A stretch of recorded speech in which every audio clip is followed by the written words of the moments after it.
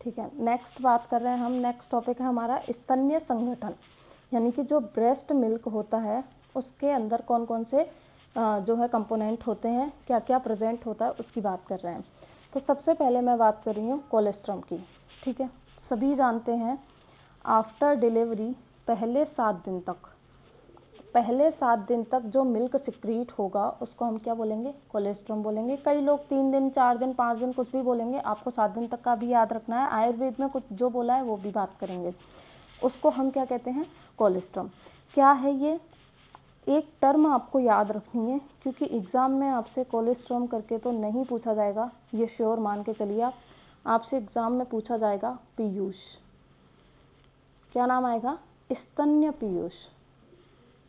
स्तन्य पीयूष करके आपसे 2 मार्क्स में क्वेश्चन पूछा जाएगा। यहाँ से बड़ा क्वेश्चन तो नहीं आएगा, यहाँ से केवल 2 नंबर के क्वेश्चन आते हैं इस टॉपिक से।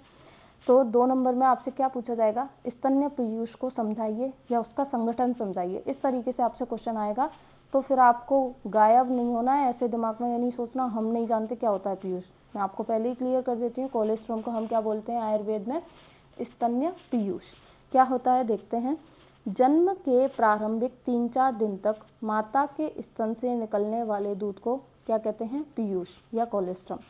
तो जन्म हुआ यानी कि बर्थ हुई उसके 3-4 दिन तक बोला है आयुर्वेद ने कि 3-4 दिन तक जो स्तन्य निकलता है उसको क्या कहते हैं, पीयूष कहते हैं। क्लियर है। तो आपको ये टाइम ड्यूरेशन भी याद रखना है कि आयुर्वेद में कितना बताया गया है, 3 से 4 दिन तक का जो स्तन्य हो रहा है, निकल रहा है, उसको हम क्या कह रहे हैं, पीयूष कह रहे हैं। अब इसके बारे में और भी बातें की गई हैं। क्या बातें की गई हैं, यह मात्रा में क्या होता है, कम होता है, पीत वर्ण का होता है, येलो कलर का होगा, मॉडर्न भी यही बोलेगा येलो कलर का होता है। तो मात्रा में कम रहेगा, पीत वर्ण का और गाढ़ा होता है। ये भी बातें आपको याद रखनी है कि कोलेस्ट्रम होगा, जो स्तन्य पीयूष होगा, क्वांटिटी कम होगी, पीत वर्ण का होगा, गाढ़ा होगा। इसमें अधिक मात्रा में एंटीबॉडीज और इम्यून कंपोनेंट सेल्स प्रेजेंट होते हैं। तो ये बात मुझे बताने की ज़रूरत तो नहीं है, क्योंकि बचपन से पढ़ते आ रहे हैं कि ब्रेस्ट मिल्क में या कोलेस्ट्रॉम में क्या प्रेजेंट होती हैं, एंटीबॉडीज प्रेजेंट होती हैं और कई तरीके के इम्यून फैक्टर इसके अंदर प्रेजेंट होते हैं जो बच्चे को इम्यूनिटी प्रोवाइड करते हैं। क्योंकि जैसे ही बर्थ हुआ बच्चे का इम्यून सिस्टम एक्टिवेट नहीं होता है, बच्चे को माँ से ही जो है इम्यूनिटी चाहिए होती है। तो माँ उसको कैसे प्रोवाइड करती है कि पहले तो उसने प्लेसेंटा से भेज दी उसके अंदर, फिर उसके बाद वो अपनी ब्रेस्ट मिल्क से बच्चे को क्या देगी, इम्यूनिटी देगी। तो देखिए माँ तो हमेशा से ही बचाती आई है, तो वो इस तरीके से भी क्या करती है, बच्चे के अंदर इम्यून जो रिस्पॉन्स है या इम्यूनिटी है वो इस तरीके को बूस्टअप करेगी। तो ये बात आपको याद रखनी है, दोनों ये याद क्या रखनी है, सबको पता होगा। इसमें अधिक मात्रा में क्या है, एंटीबॉडी प्रेजेंट है, इम्यून कंपोनेंट प्रेजेंट है, विटामिन प्रेजेंट होते हैं। कौन कौन से विटामिन, फैट सॉल्युबल विटामिन इसके अंदर प्रेजेंट होंगे। ए डी ई के होने के कारण ये क्या होता है, बलवर्धक होगा। सब पढ़ते आ रहे हो, दुग्ध कैसा होता है, जीवनीय होता है, ओज को बढ़ाने वाला होता है, ओजस्कर होता है, बल को बढ़ाने वाला होता है। आयुर्वेद में हम यही 2-3 बातें तो करते हैं, ओज को बढ़ाएगा, बल को बढ़ाएगा और बल्य होगा, यही सब बोलते रहते हैं। तो वही बात यहाँ पे लिखी हुई है कि ये कैसा होगा, बलवर्धक होगा, ओजोवर्धक होगा और शिशु के लिए लाभदायक। लाभदायक तो है ही, क्योंकि सब कुछ खाना पीना भी उसे यहीं से मिल रहा है, इम्यूनिटी भी उसे यहीं से मिल रही है, फ्री फोकट में उसको विटामिन मिल रहे हैं, और क्या चाहिए, बल मिल रहा है, ओज मिल रहा है, और क्या चाहिए उसको, तो उसके लिए क्या है, ये लाभदायक है। तो ये बात हो गई स्तन्य पीयूष की। तो ये टर्म याद रखिएगा, कोलेस्ट्रॉम को ही हम क्या कहते हैं, स्तन्य पीयूष कहते हैं। एग्जाम के टाइम पे भूलिएगा मत कि किसके बारे में पूछा गया आपसे। कोई कुछ बोल रहा है क्या,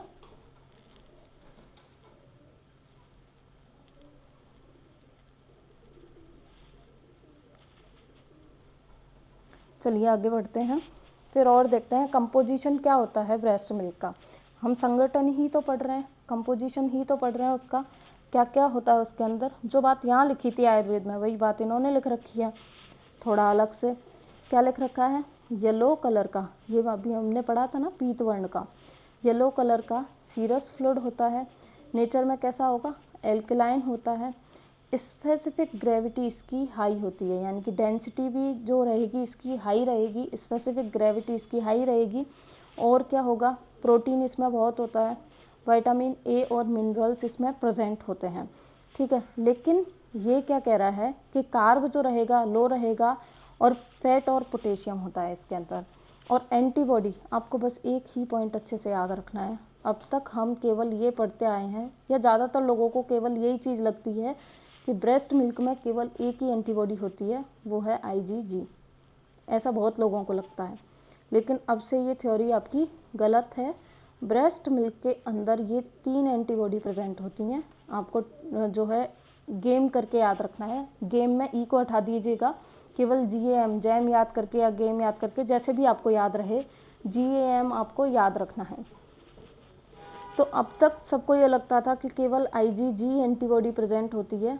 हाँ, हम ये कह सकते हैं कि जो ये 3 एंटीबॉडी हैं, इनमें सबसे ज़्यादा जो डोमिनेंसी रहती है, जो प्रीडोमिनेंट रहती है, वो रहती है IgG। इसीलिए हमको बचपन से केवल एक ही एंटीबॉडी पढ़ाई जाती थी कि जो ब्रेस्ट मिल्क है या कोलेस्ट्रॉम है, उसके अंदर IgG एंटीबॉडी प्रेजेंट होती है। लेकिन इसके अंदर 2 और एंटीबॉडी आती हैं। अब ऐसा क्यों बोला जाता था, वो भी बात बताती हूँ मैं आपको। केवल यही क्यों बताया जाता था कि IgG होती है, वो इसलिए कि जस्ट आफ्टर बर्थ जो कोलेस्ट्रॉम होता है, उसके अंदर मेनली जो प्रेजेंट होती है, या पूरी तरीके से भी हम बोल सकते हैं केवल IgG रहेगी। ये दोनों थोड़े टाइम बाद आती हैं, IgA और IgM थोड़े टाइम बाद आती हैं, ठीक है। इसीलिए भी बोल सकते हैं हम कि केवल IgG होती है। लेकिन अब से आपको याद रखना है कि जो ब्रेस्ट मिल्क होगा उसके अंदर IgG, IgA और IgM तीनों एंटीबॉडी प्रेजेंट होती हैं, ठीक है। ये बात आपको याद रखनी है अच्छे से।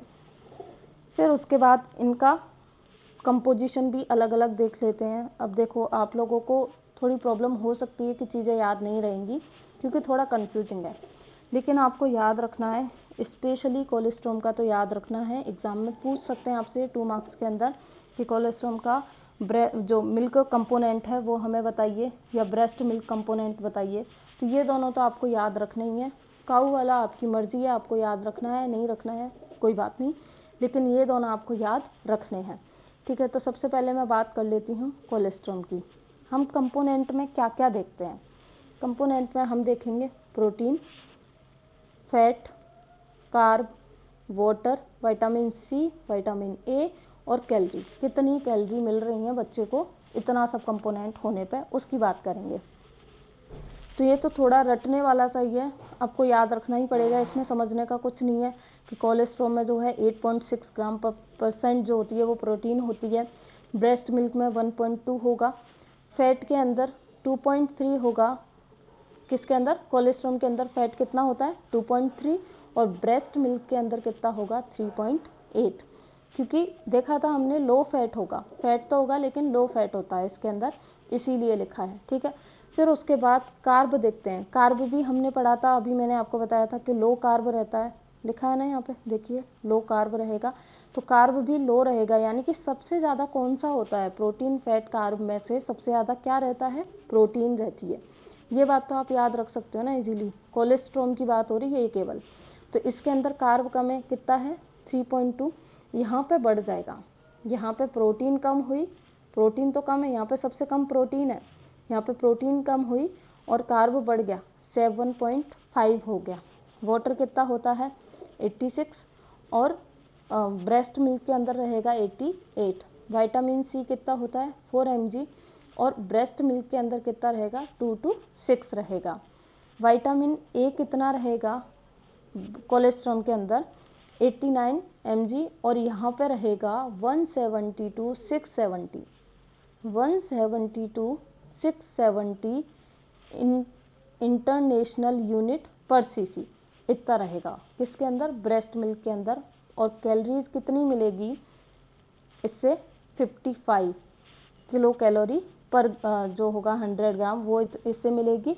और ब्रेस्ट मिल्क से कितनी मिलेगी? 66 मिलेगी। तो ये थोड़ा सा आप बार बार 1-2 बार नज़र डालोगे तो आपको याद हो जाएगा। काऊ मिल्क का रहने दीजिए, केवल ये दोनों आपको अच्छे से याद करने हैं। फिर भी इसमें आपको एक चीज़ हेल्पफुल रहेगी, ये बात याद रखिएगा कि जो कोलेस्ट्रॉल है उसके अंदर प्रोटीन ज़्यादा होती है और ब्रेस्ट मिल्क के अंदर कार्ब ज़्यादा होता है। इससे थोड़ा आपको भूलोगे नहीं कि किस में हमें प्रोटीन क्योंकि मेन तो आपको प्रोटीन वाला ही याद रखना है क्योंकि ये प्रोटीन वाले का आपको याद रह गया। कंफ्यूज मत होना किस में ज़्यादा था, कोलेस्ट्रॉम ही हेल्दी है, सबसे ज़्यादा वही अच्छा है, इसीलिए उसी में प्रोटीन ज़्यादा रहेगी। इस तरीके से आप इसको याद रखिएगा, ठीक है। फिर उसके बाद नेक्स्ट स्टार्ट करने से पहले आप वापस ज्वाइन कीजिए, फिर शुरू करते हैं।